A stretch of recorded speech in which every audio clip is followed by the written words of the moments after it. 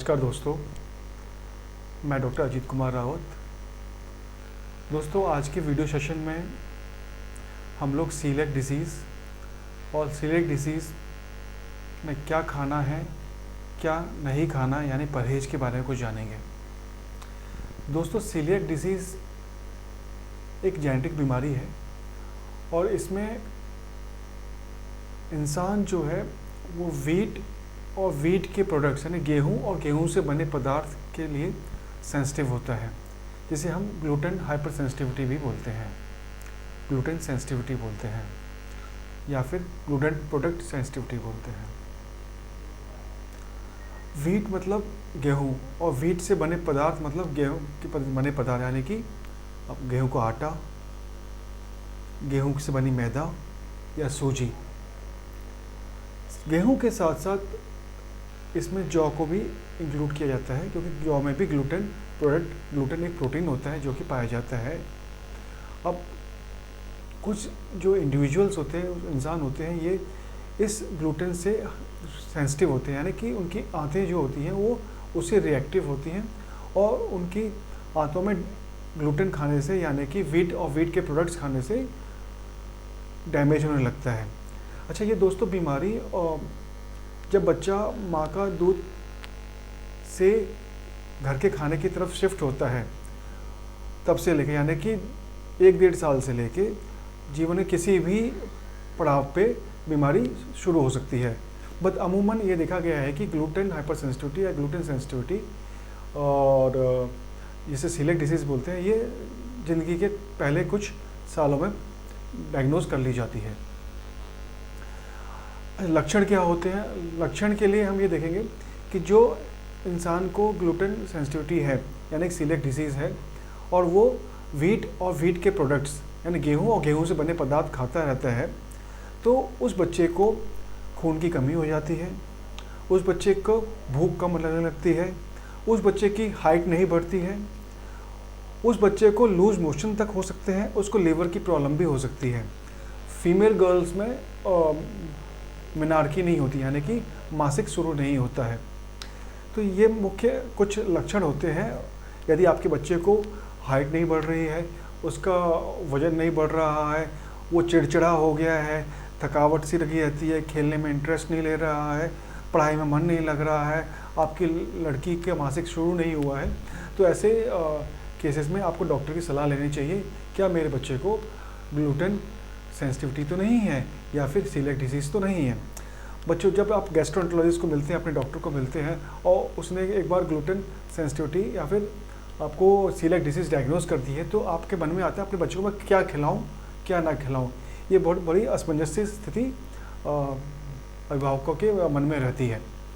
तो दोस्तों, हमें एक बात का मुख्य ध्यान रखना है, परहेज सिर्फ गेहूँ, जौ के आटे से बनी चीज़ों का है।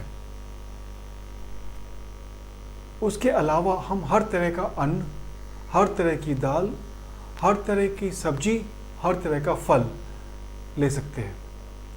अच्छा, अन्न का मतलब क्या हुआ? हम उसको चावल दे सकते हैं, उसको मक्का दे सकते हैं, उसको बाजरा दे सकते हैं, उसको बेसन से बनी चीज़ें दे सकते हैं और उसको जो है हम हर तरह की सब्जी दे सकते हैं। सब्जी में आलू, तमाम ग्रीन लीफी वेजिटेबल्स, हरे पत्ते वाली सब्जियां और तमाम अन्य तरह की सब्जियां जैसे कि टमाटर, भिंडी, बैगन, सभी कुछ बच्चा ले सकता है। सब्जियों के बारे में कोई ऐसा परहेज नहीं होता है। उस तरह हर तरह की वो दाल ले सकता है। दाल तो चने की दाल, अरहर की दाल, तूर की दाल, उड़द की दाल और मसूर की दाल, राजमा और सोयाबीन, सब कुछ ले सकता है वो। तो इससे बनी चीज़ें आप अपने बच्चे को फ्रीली खिला सकते हैं। इससे उसके आंतों पे कोई दुष्प्रभाव नहीं पड़ेगा और उसमें खून की कमी नहीं होगी। अच्छा, अक्सर हम ये देखते हैं कि पेरेंट्स तो ग्लूटेन फ्री डाइट यानी कि गेहूं से बनी चीज़ों का परहेज तो करते हैं, बट फिर भी बच्चा जो है उस तरह से ग्रो नहीं करता है, उसके लक्षणों में, सिम्टम्स में उस तरह का सुधार नहीं होता है। तो उसका मुख्य कारण क्या रहता है? पहला तो हम जिस चक्की से अपना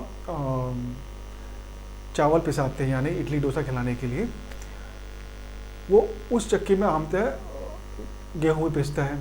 जिस चक्की में हम चना पिसाते हैं बेसन के लिए, उसमें वो चना भी पिसा होता है, गेहूँ पिसा होता है। तो हम पेरेंट्स को चाहिए, माता पिता को चाहिए कि अपने बच्चे के लिए एक अलग ही चक्की का इंतजाम करें, छोटी चक्की का, जिसमें कि अपने बच्चे के लिए वो चावल, मक्का, बाजरा और तमाम चीज़ों को चक्की में पीस सकते हैं। अच्छा, इससे जो है ये बाकी चीज़ों से यानी कि गेहूँ की से इसमें मिलावट नहीं हो पाती है। तो ये बोलते हैं कि जो गेहूँ और बेसन की मिलावट, गेहूँ और चावल की मिलावट, इससे बच्चे को हम बचा सकते हैं और बच्चा की जो ग्रोथ स्पर्ट्स है वो काफ़ी अच्छी हो जाती है। बच्चा बहुत तेज़ी से फिर डेवलप करने लगता है, खून की कमी जो है वो पूरी होने लगती है, उसकी हाइट बढ़ने लगती है, उसका वज़न बढ़ने लगता है, वो हंसमुख रहने लगता है, पढ़ाई में मन लगता है, चिड़चिड़ा कम हो जाता है और लड़कियां जो है उसमें मासिक भी समय से ही आता है। दोस्तों, दूसरी जो प्रॉब्लम रहती है, एक तो चक्की वाली रही, दूसरी रहती है कि बाज़ार का फूड्स। अब बच्चा है तो डिफरेंट तरह के फूड्स वो मांगेगा ही, चाहे वो चिप्स हो, चाहे वो पेस्ट्री हो, चाहे वो पेटीज़ हो, चाहे वो चॉकलेट्स हो, मिल्क शेक्स हो, तमाम चीज़ों में गेहूँ से बने और मैदे से बनी चीज़ों का मिश्रण होता है। तो हमें अपने बच्चों को ये समझाना होगा कि आप बेटा बाहर की चीज़ें, जिसमें स्पेशली ये अंदेशा हो कि गेहूं का आटा या मैदा मिला होगा, वो ना लें। तो आप अपने बच्चों को समझाइए। बच्चे बहुत समझदार होते हैं, वो जल्दी ही इस चीज़ को पकड़ लेते हैं कि हाँ, मुझे ये नहीं खाना है क्योंकि मेरी सेहत के लिए ये ठीक नहीं है। अच्छा, हमें खाने का जो क्या खाना है, क्या नहीं खाना है, परहेज और क्या नहीं परहेज, क्या हमें देना है बच्चे को, ये तो हमने बता ही दिया। साथ में हमें ये भी ध्यान रखना है कि बच्चे छोटे होते हैं, अगर आप बच्चे के सामने ही रोटी ये सब खाओगे गेहूँ से बनी, या पूड़ी खाओगे, कचौड़ी खाओगे या केक खाओगे, तो बच्चे का भी अंदर से मन करता है। तो पेरेंट्स को चाहिए और उसके जो बड़े भाई बहन हैं उसको भी चाहिए कि ये स्थिति उत्पन्न ना होने दें, जो अमूमन अपना खाना चाहे तो पहले खा लें, बच्चे के सामने ना खाएं, या फिर बच्चे खाने के बाद उस खाने को खाएं। तो इससे बच्चे का जो है एक अंदर से जो लालच रहता है खाने, इस तरह खाने के लिए, अमूमन इंसान की ये फितरत होती है कि जो नहीं मिल रहा है उसे खाओ। तो इससे भी बच्चे को हम ग्लूटेन फ्री डाइट देने में मदद करते हैं। अगर बच्चे को बहुत ही बाहर की कोई चीज़ खाने का मन करता है तो उस प्रोडक्ट्स पे लिखा रहता है कि whether it is gluten free और नॉट ग्लूटेन फ्री। तो ग्लूटेन फ्री जो प्रोडक्ट्स हैं वही बच्चे को दिया जाए। ग्लूटेन फ्री प्रोडक्ट्स की कैसे हम पहचान करें? जो खाने की जो पैकिंग होती है उसके ऊपर गेहूं की बालियां होती हैं, वो बनी होती हैं और उस पर क्रॉस का निशान बना होता है, और क्रॉस का निशान बना हुआ है तो उसका मतलब है कि वो ग्लूटेन फ्री है, उसको बच्चे को दे सकते हैं। तो दोस्तों, आज की वीडियो में हमने ये जाना कि हमें सीलिएक डिसीज़ की पहचान होने के बाद बच्चे को अपने क्या खाना पीना देना चाहिए और कैसे उसका गेहूं के पदार्थ या गेहूं से बनी चीज़ों से परहेज करना चाहिए। दोस्तों, ये परहेज अमूमन लगभग ये समझ चलिए कि 14-15 साल तक करना पड़ता है, जिससे कि बच्चे का जो ग्रोथ अचीव करना है वो कर ले। और कुछ स्थिति में ऐसा ही पाया गया है कि हमको ये आजीवन परहेज भी करना पड़ता है। धन्यवाद।